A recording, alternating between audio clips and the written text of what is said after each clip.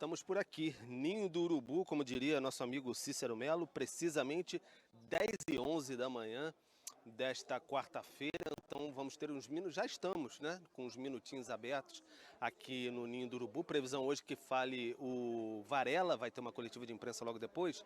E vocês podem observar por ali o Pedro entre os companheiros, já na convivência ali dos companheiros, né, uma boa notícia. Ontem começou os treinamentos da parte física ainda, ele que teve aquela lesão no início de setembro de 2024, lesão no ligamentar no joelho esquerdo, então iniciou a preparação física no gramado agora. Vai demorar mais um tempinho, claro, ainda tem que ter ritmo de jogo, condicionamento, então talvez ali para abril, mais para maio, assim ele possa retornar perfeitamente aí para os gramados. Então essa é uma excelente notícia. E aí o nosso Guto Santana está mostrando aqui para a gente todas as imagens do treinamento. Alexandro está por aqui também no treinamento no Ninho do Urubu, está no gramado, ou seja, recuperado da lesão na coxa esquerda que teve de grau 1 no Fla-Flu, então está no gramado também. O De La Cruz pintou por aqui também, teve um corte no pé, um acidente doméstico e ficou fora da última partida do Flamengo contra o Maricá, foi poupado, está por aqui, né, no gramado do Ninho do Urubu. Então são boas notícias que chegam para o Felipe Luiz. Ah, mas aí, Pedro, quem não está por aí? Ah, obviamente Michael e Everton Cebolinha, que ainda estão se recuperando de uma lesão muscular, né? Então ficam por aí. Eu não estou conseguindo observar nesse momento, confesso, Abel, e depois vou buscar maiores informações sobre o Ayrton Lucas, que ele sofreu um trauma no joelho esquerdo, ficou fora, já fica fora já algumas partidas do Campeonato Carioca. Depois a gente vai confirmar aqui se ele está no campo ou não. O pessoal agora está indo lá para o outro campo, campo 2 do Ninho do Urubu, fazendo aquela corridinha inicial.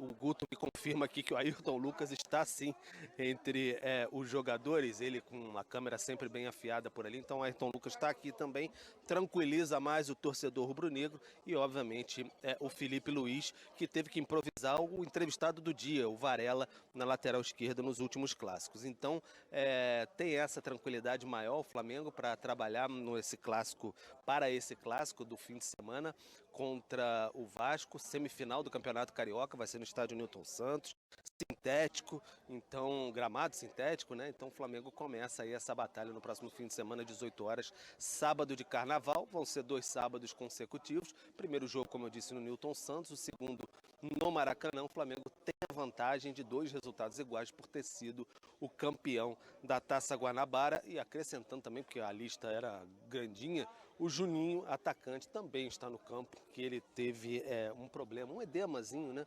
muscular na coxa direita, saiu bem cedo também no clássico contra o Botafogo, mas está em campo já o Juninho também. Então o Flamengo fazendo a sua preparação, Abel, para esse clássico dos milhões contra o Vasco. Neste fim de semana vai ser uma batida interessante, um confronto interessante que vamos poder observar.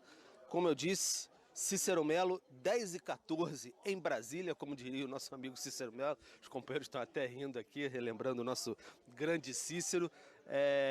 Enfim, devolvo para você, mais tarde teremos mais informações, mas é isso. Pedro no campo, outros jogadores retornando de lesões também, exceto Cebolinha e Michael. Aos poucos o Flamengo vai tendo mais tranquilidade para trabalhar durante o Campeonato Carioca, esse início de temporada, Abel. São imagens ao vivo do treino do Flamengo. E agora no meu relógio já marca aqui 10h15, mas segundos atrás, quando o Pedro dizia 10h14, a gente via ali, tínhamos a imagem do professor Felipe Luiz dando um abraço no Pedro. E o Pedro Henrique Torre trouxe as informações lá para abril, ainda tem muita coisa para terminar esse processo de recuperação do Pedro, mas é claro que o olho do torcedor do Flamengo brilha ao ver o Pedro em campo, correndo ao lado dos companheiros, preparando esse retorno, um reforço a mais para um time que já é um elenco maravilhoso, o elenco do Flamengo, que estará na disputa de todos os títulos nesta temporada, começando pelo final de semana, com o primeiro jogo das semifinais do Campeonato Carioca contra o Vasco. Ô Abel, e essas imagens que a gente está vendo aí, o FanSport tem que olhar com muita atenção, Porque isso aí é tipo é raridade. A gente tá vendo, talvez o fã de esporte mais novo não identifique. Isso aí, fã de esporte, é um treino ao vivo.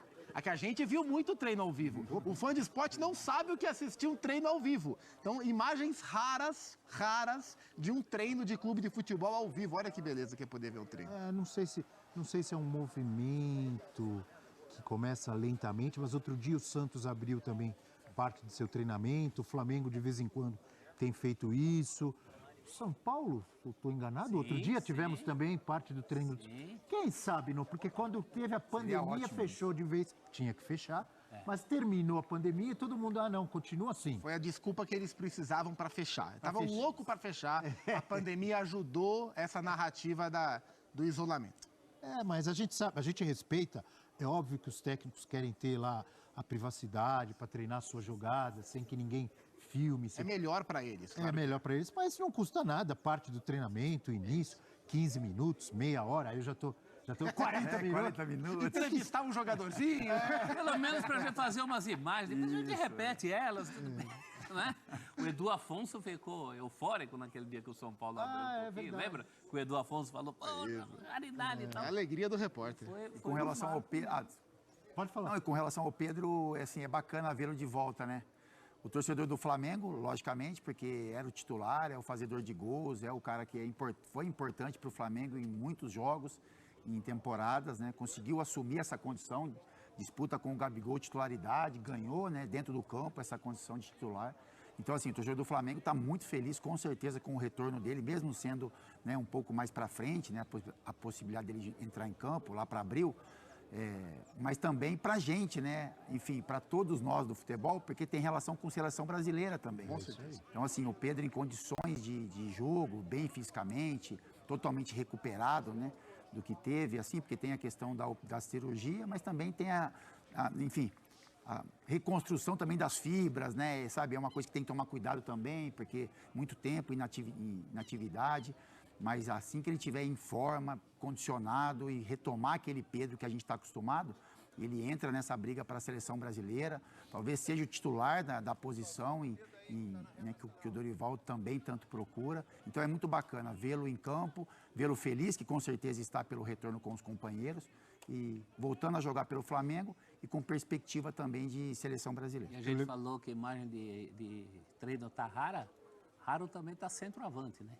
Com a característica dele. O Brasil não tem um melhor do que ele. Quando o Pedro falou, feliz o torcedor rubro-negro, eu pensei, pode ser até um exagero, porque, claro, o torcedor de clubes rivais não tem a alegria que o rubro-negro está tendo. Sim. Mas quem gosta de futebol, torce para a seleção brasileira, para o futebol brasileiro, não é um jogador qualquer que está voltando, é o nosso grande centroavante. Inclusive, só para finalizar e para a gente falar do Corinthians que joga hoje, às vezes os caras me xingam aqui, vocês que estão pela primeira vez no F360, Fábio Luciano...